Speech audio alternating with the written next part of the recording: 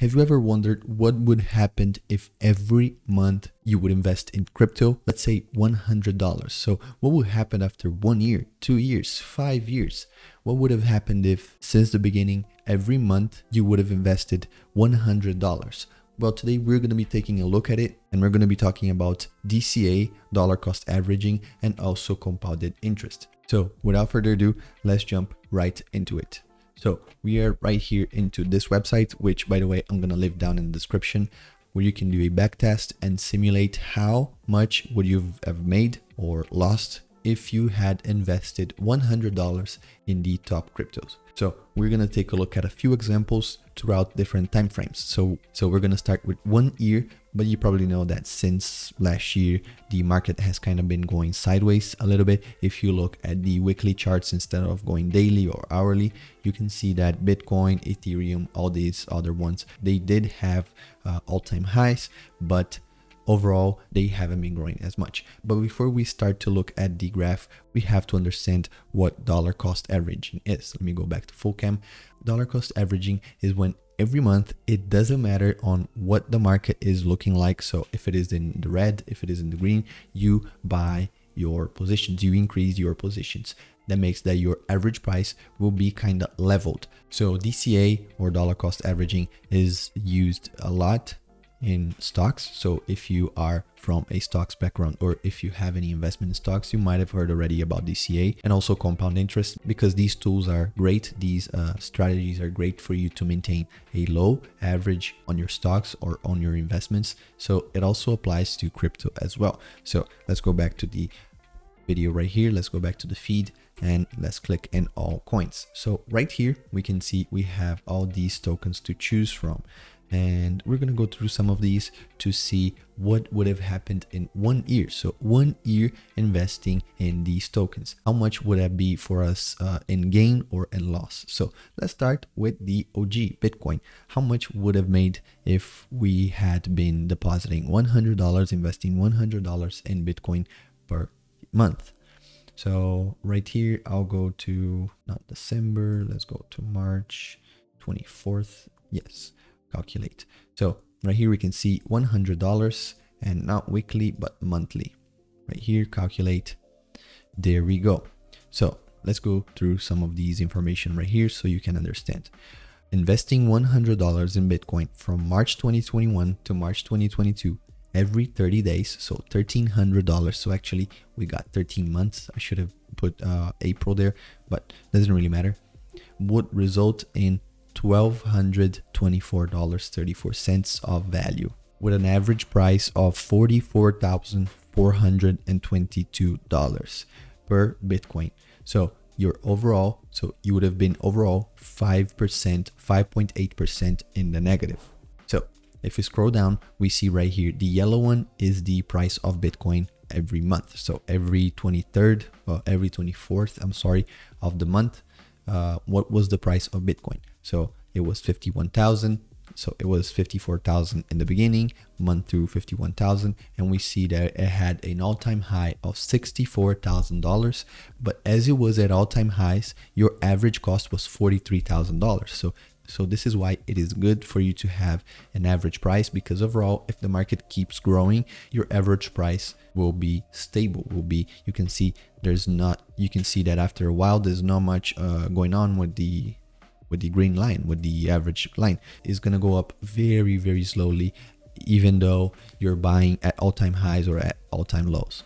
We can see right here that in fiat, we would have had $1,224.34, and your ROI would have been 5.8. But the good thing to always remember that is good about dollar cost averaging is that your position will be bigger. It doesn't matter how much it is worth in fiat. If you're here to accumulate, it doesn't really matter if it's stocks, crypto, whatever. If you're in the market to accumulate something, dollar cost averaging will be extremely vital for you. Because, for example, if we scroll down right here, we can see that we started with 0.0018 Bitcoin and we ended with 0.029 Bitcoin. So you can see our position, our size grew up by a lot.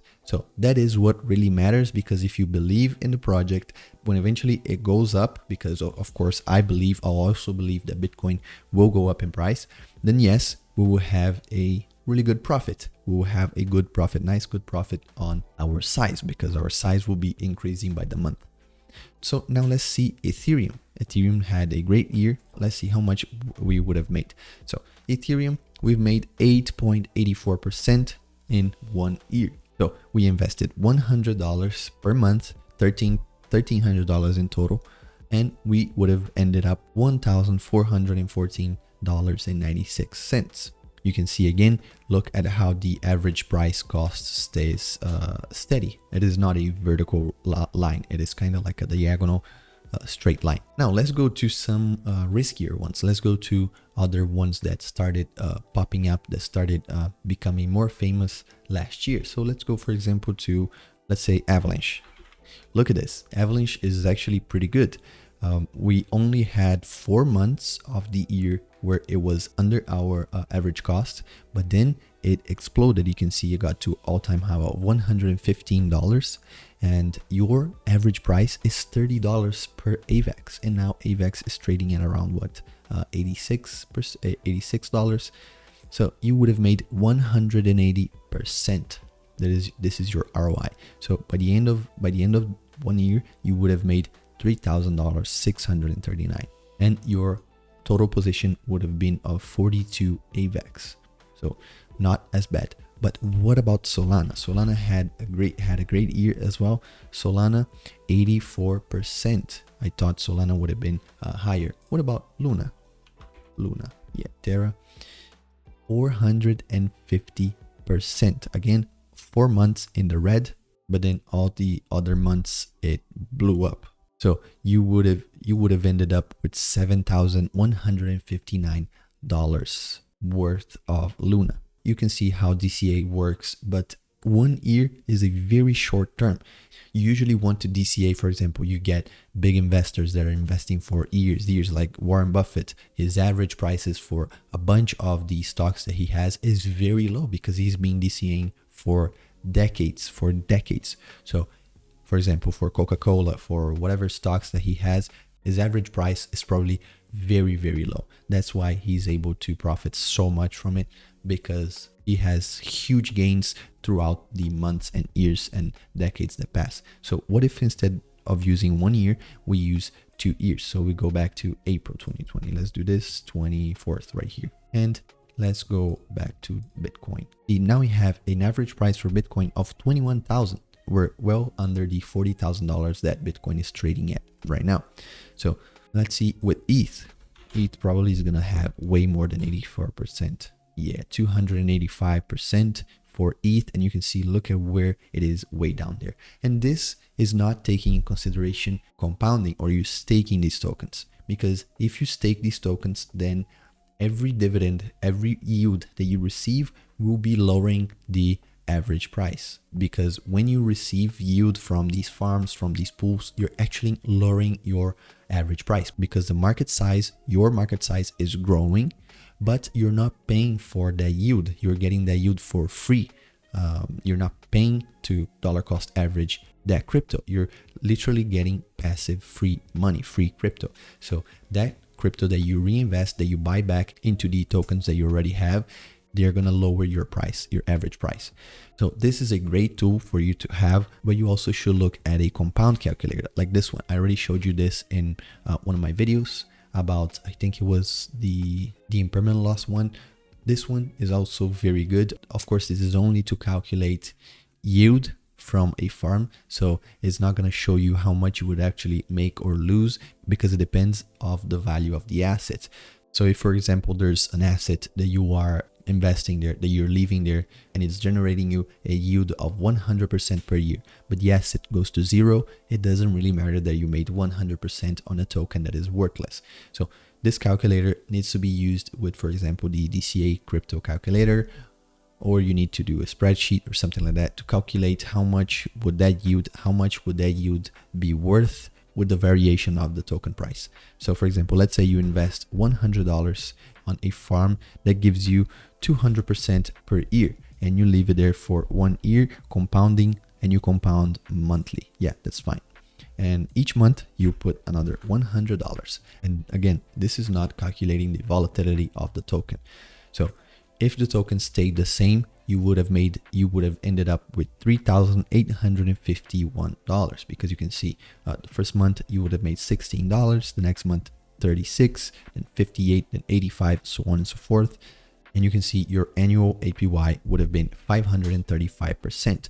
Now, from this one, you have to also deduct the variation of the market in that time frame that you invested. So 1 year, then you have to see how much the token changed in 1 year and deduct that from here. So if the variation of the token is less than this one right here, then you are in the profit, because every time that you receive these interest right here and you reinvest them, you will be lowering your average price for the token itself. Going back right here to the dollar cost average website, let's see, for example, Axie. They have it. Yeah, they have Axie right here. Axie is crazy, because if you look at Axie, 3,000%, 3,700% in 2 years time frame. So very good. Imagine if you had, look at the dollar cost average, $1 per AXS. Right now AXS is what, $40, $50. See, this is why in the long term, in the long run, it is always good for you to dollar cost average. It doesn't really matter if you're putting the stock, the token, the asset in a yield generating place,